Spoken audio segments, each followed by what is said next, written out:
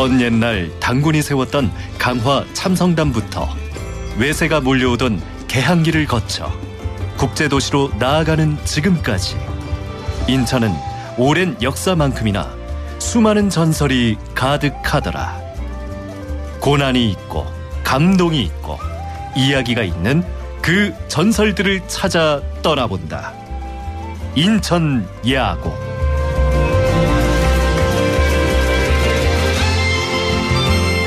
매주 화요일 인천의 설화를 찾아 떠나는 여행 인천 야구. 오늘도 여행의 길라잡이 인천대학교 인천학연구원 남동걸 박사님 나와 주셨습니다. 어서 오세요. 네, 안녕하세요.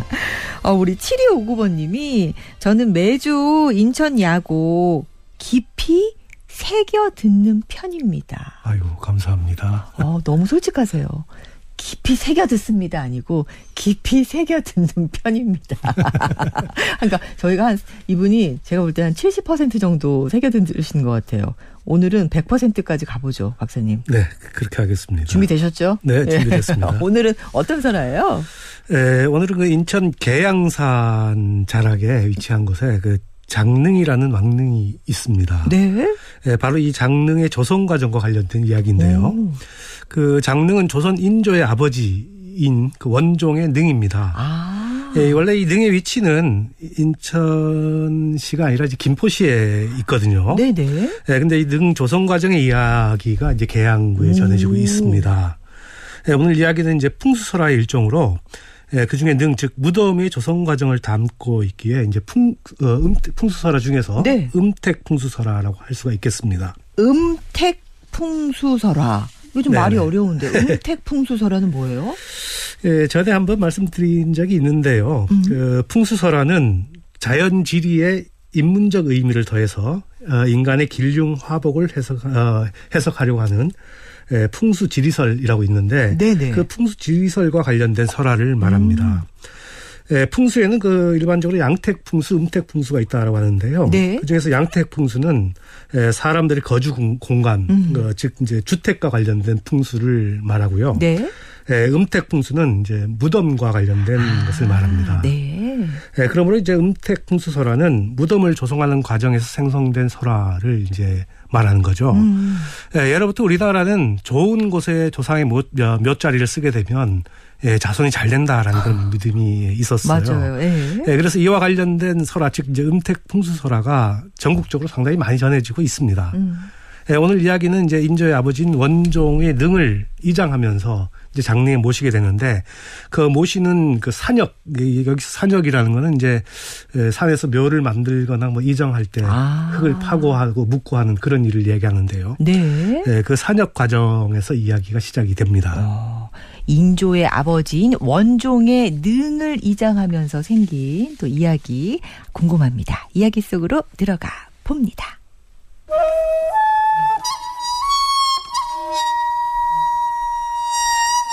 인조 5년 조선의 왕릉 장릉에 원종 대왕을 모시는 산역이 있었습니다. 수백 명이 동원이 되어 땅을 다지고 능의 봉분을 완성하는 작업이 한창이었는데요.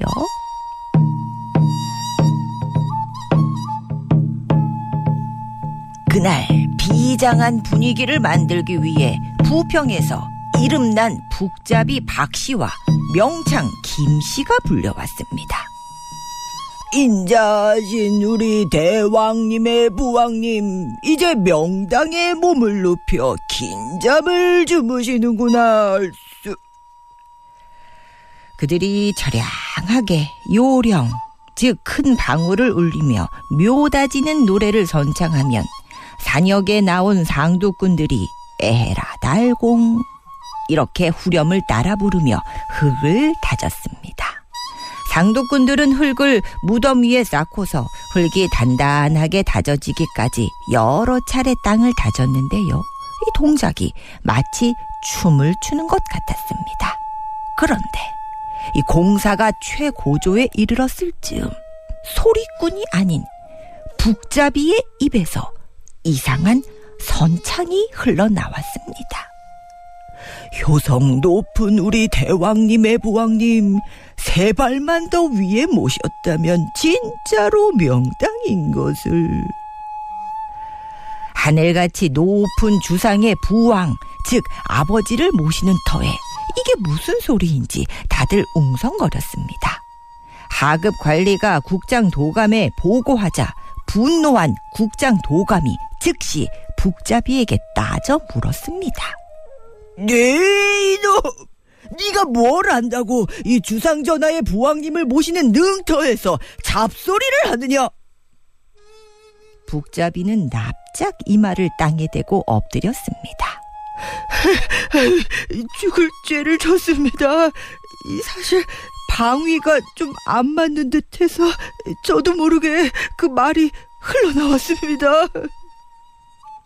그런데 국장 도감 역시 모든 역설을 통찰하는 천하의 지관이었던 터, 북잡이의 이야기에 귀를 기울였습니다. 천천히 사방을 둘러보던 그때 이 시체가 놓이는 무덤의 구덩이 부분은 제대로 잡혔지만 봉분의 중심이 살짝 흘러내린 것을 발견했습니다.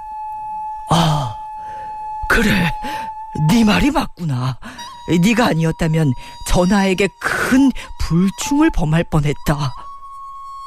국장 도감은 즉시 봉분의 위치를 바로잡았고 왕의 부왕을 모시는 일은 무사히 마무리되었다는 설합니다.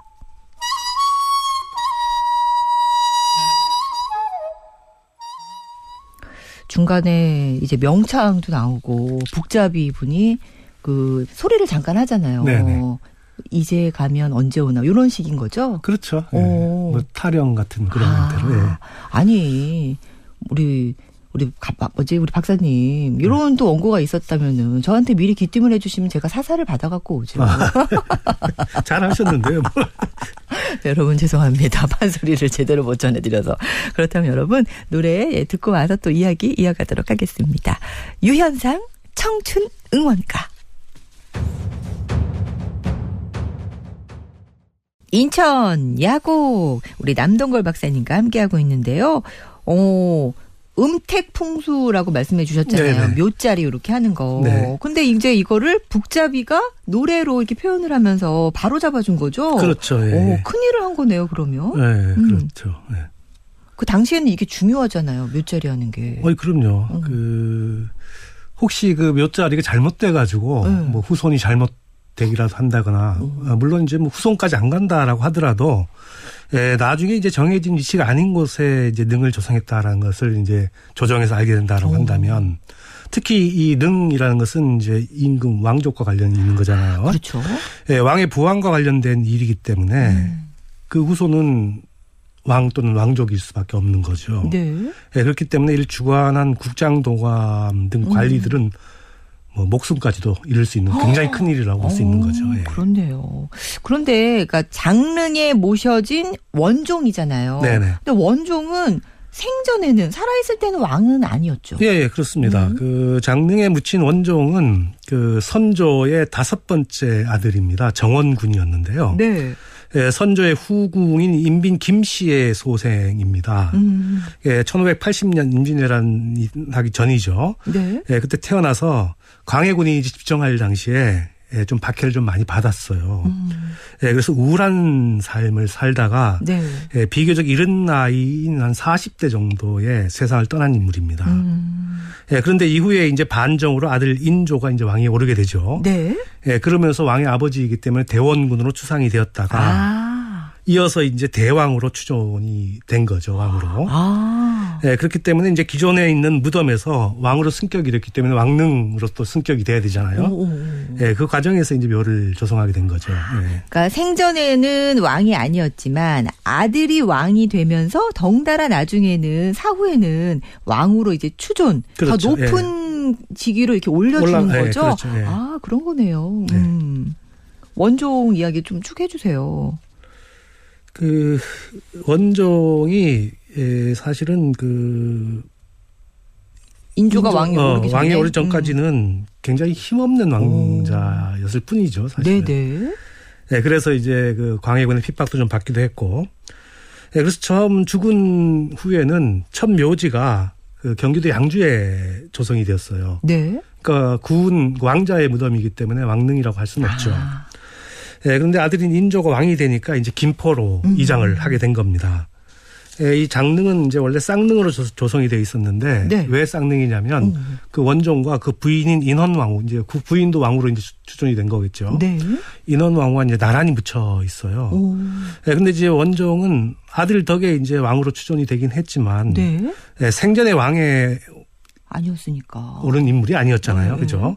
예, 그래서 장릉은 왕릉의 형식을 따르기는 했지만 사실은 격식의 일부가 생략된 절충형으로 지어졌다라는 것이 특징이라고 볼 수가 있겠습니다. 아, 여기서도 절충형이 나오는군요. 네네. 생전에는 왕이 아니었기 때문에. 네네. 그러니까 원종의 추존을 두고 또 찬반이 또 있기도 하고 그랬었던 것 같아요. 상당했었죠. 오, 사실은 예. 왕이 아닌 분을 왕으로 추존하는 거기 때문에. 아, 그래서 사실은 그 절충형. 굉장히 늦게 아, 왕으로 추존이 되죠. 그렇군요. 네. 절충형이라면은 기존의 왕릉하고 좀 다른 특징이 있을 것 같은데 어때요?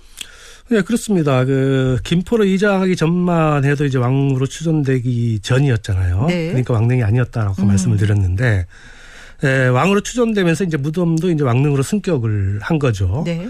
그래서 기존에 처음 이제 그 장릉 자리에 모셨을 때는 왕이 아니었을 때고 추존이 되지 않았을 때죠. 네. 그렇기 때문에 기존에 있는 무덤의 그 성물 등도 그 나중에 이제 왕릉 형태로 바뀌게 되는 거죠.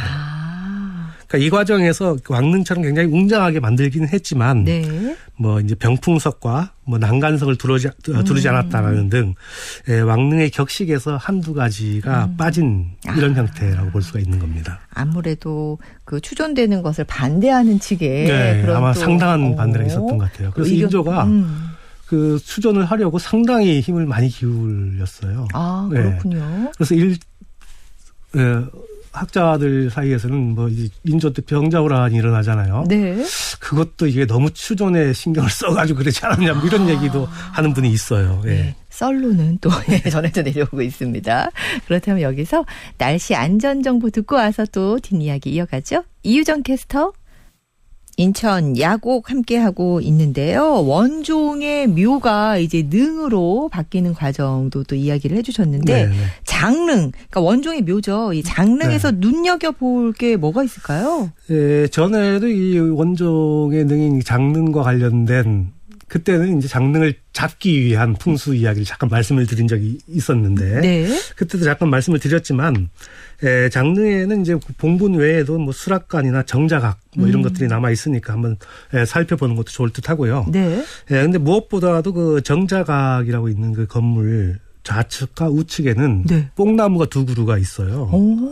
그 중에 이제 그 좌측에 있는 이 뽕나무는 수령이 이제 400년이 넘은 굉장히 오래된 뽕나무죠.